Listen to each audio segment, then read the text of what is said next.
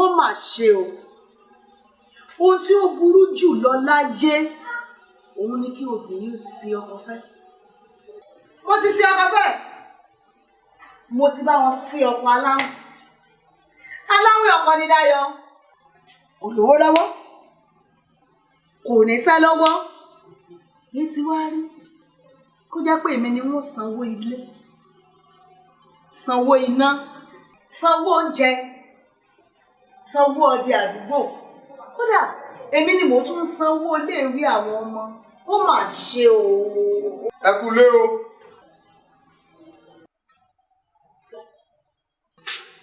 Ẹ káàbọ̀. Díà, kí ló dé tí ojú ní kọ́rẹ́ lọ báyìí? Kò sí ìyọnu àlàáfíà ni.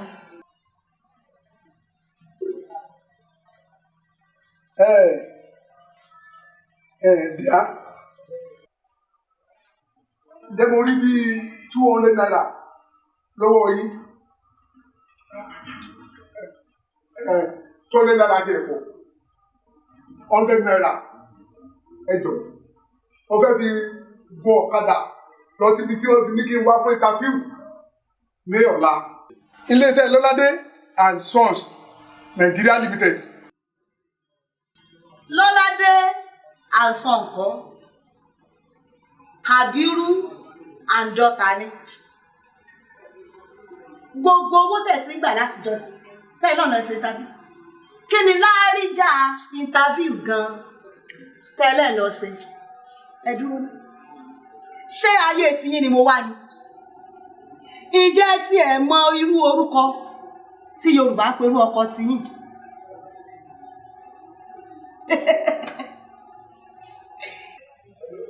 Mo sì mọ ẹ ní dáhùn. Ọkọ aláwìn bíi tiyín báyìí ní Yorùbá ń pè ní Sánmíyó, Sùnlátàn, fi aṣọ yèrèpè bóra. Ọkọ tí ò bá ti lè tọ́jú ilé rẹ̀ kó fún ilé rẹ̀ ní oúnjẹ. Òun ni Sánmíyó, Sùnlátàn, kódà ó tó faṣọ yèrèpè bóra. Shut up! Idiot! Kí ni tó ń fi oníyàwó? Olówó náà. Mo rí bá ti dé. Mo rọ́nà gbígba. Nígbà tí mo fẹ́ yàwó lọ kó sí ìràn mi. Ìyàwó ọlẹ́sẹ̀ òsì. Ọkọ aláwìn, olòṣì, olórí burúkú ọkọ. What? Hey, Jesus Christ. Brother Dayo, Sister Wumi, nígbà wo ni ìdílé aláyọ̀ ló di ìdílé aláriwo báyìí?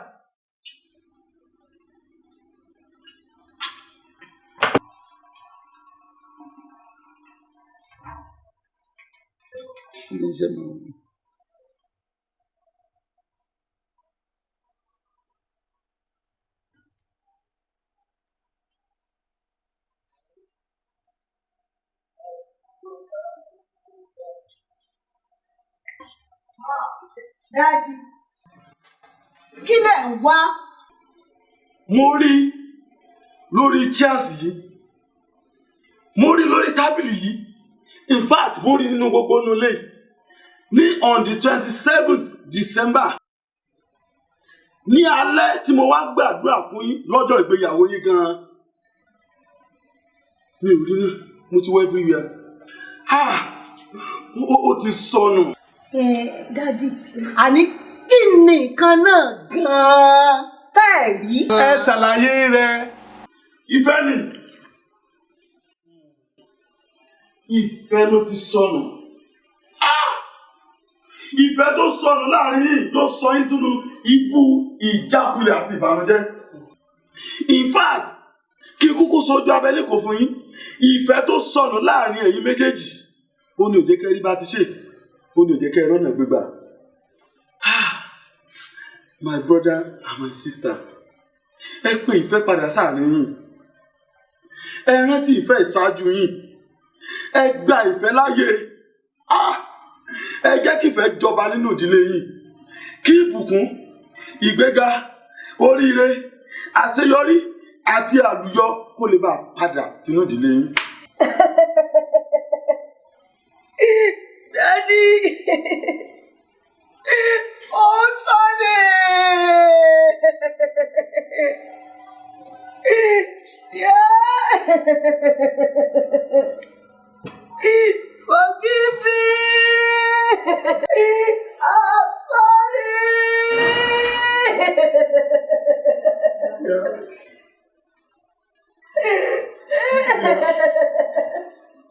Please. Sure. I love you. I love you too.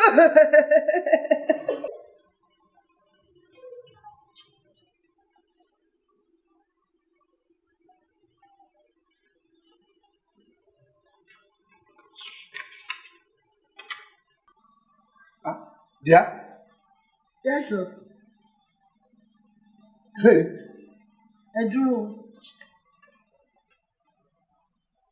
Ṣé kìí ṣe pé lára àwọn ilé-iṣẹ́ tẹ́ ti ṣe tàbí sẹ́yìn ni wọ́n pè yìí?